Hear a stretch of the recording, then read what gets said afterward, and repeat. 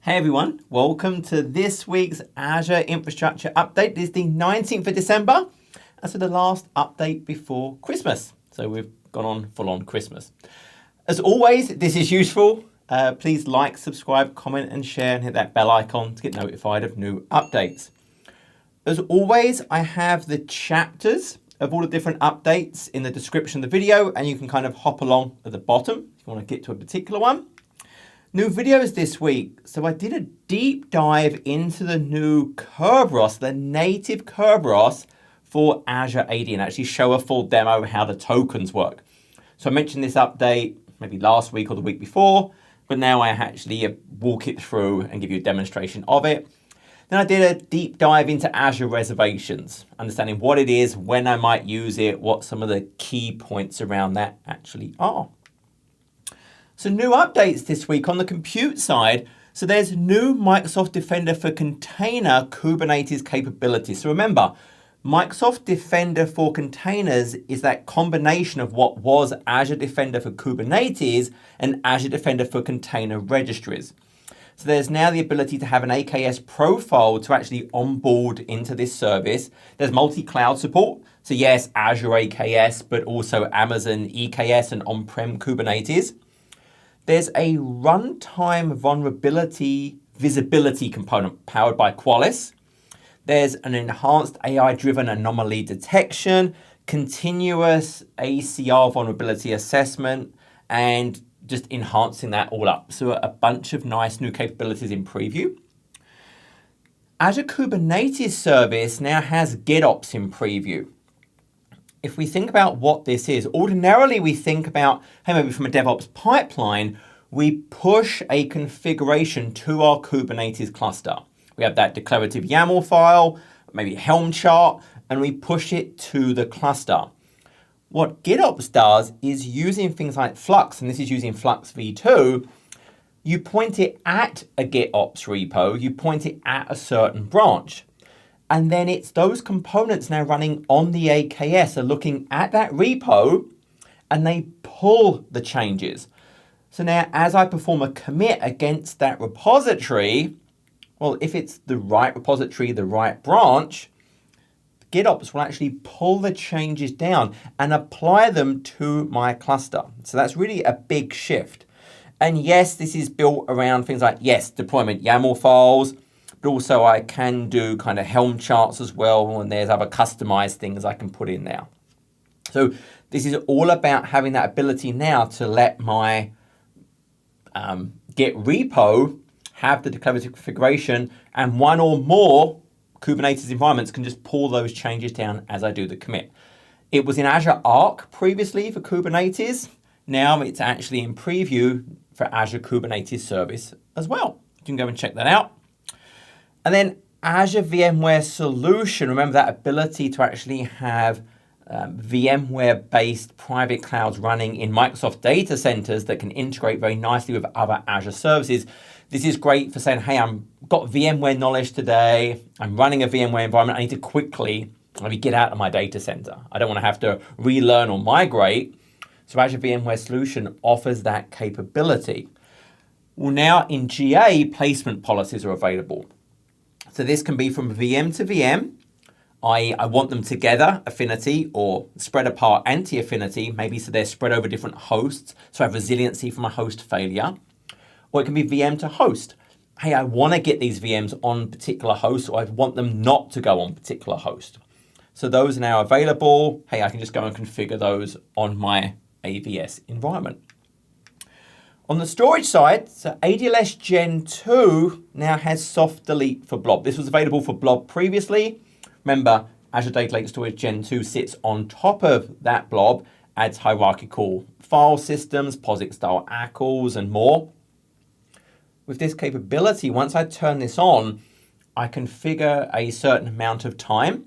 So if I delete something, it's actually retained, and I can undelete at a file or directory level. Obviously, if I do set that retention, I carry on paying for it until that retention period does expire. Database side, so PostgreSQL Hyperscale has some new certifications. So if I'm maybe in a certain industry, I have a certain regulation applying to me, these help me now, hey, I can use this solution and meet those requirements.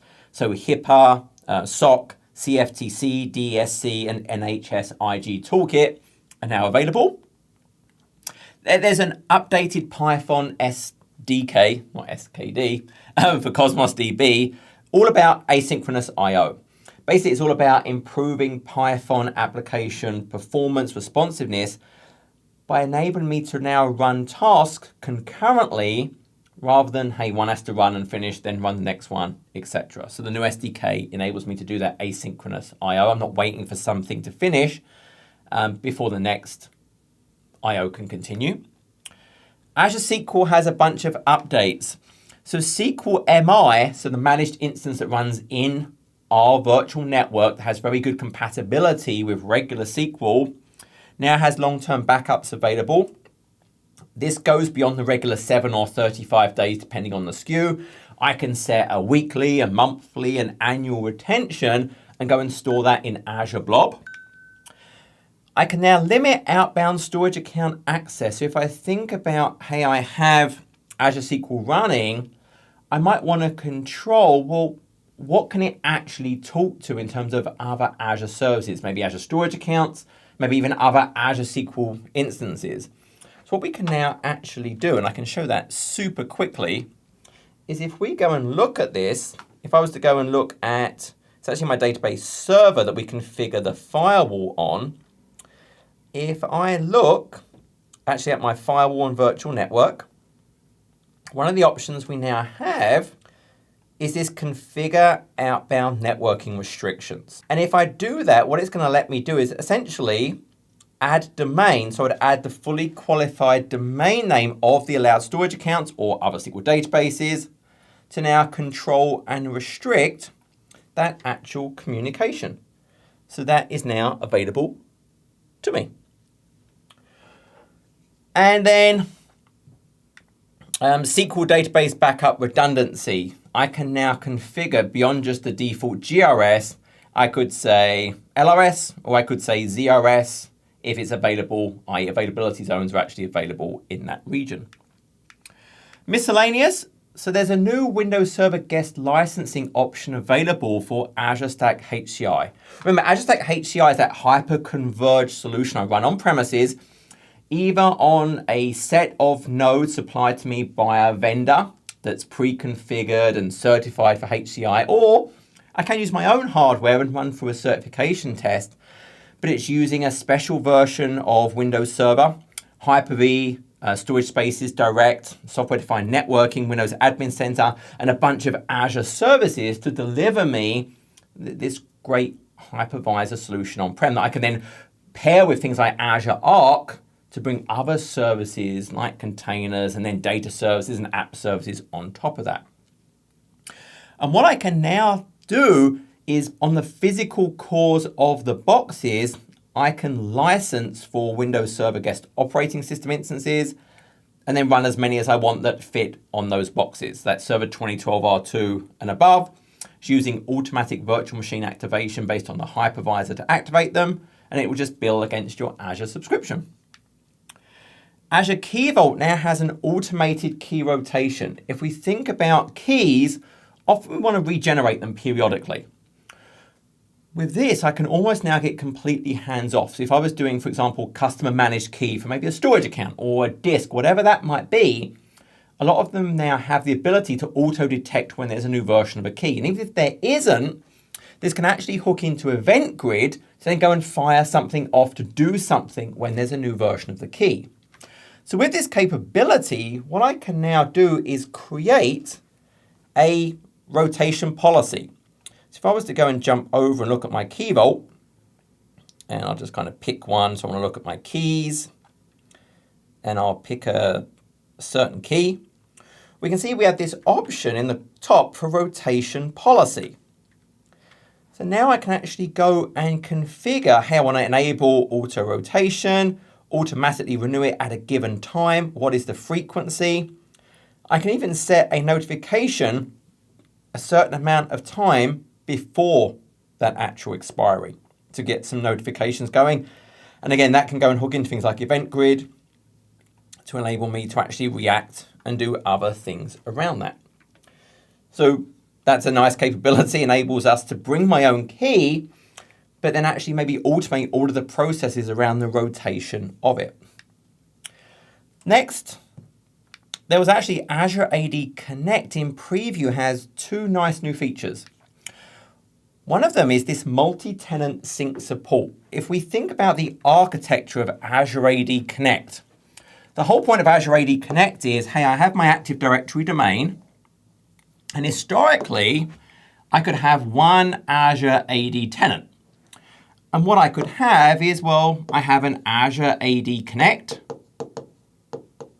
So I can have one instance of Azure AD Connect going to one instance. Now, there were scenarios where I could have multiple ones, but a key point was a particular object could only be covered by one instance of Azure AD Connect going to one Azure AD. What they're now adding support for is I can have multiple Azure AD tenants. They could be in commercial cloud, they could be spread over, maybe it's commercial, maybe it's Gov, etc. And now I would have multiple versions of Azure AD Connect, or remember Azure AD Connect Cloud Sync with a provisioning agent, that lightweight agent running on-prem. And I now can have this support. Now there are caveats. With this arrangement, let's say these could be bidirectional. Most of the traffic is that way, but I can do a certain amount of write back. What's now supported is the others would only be going outwards.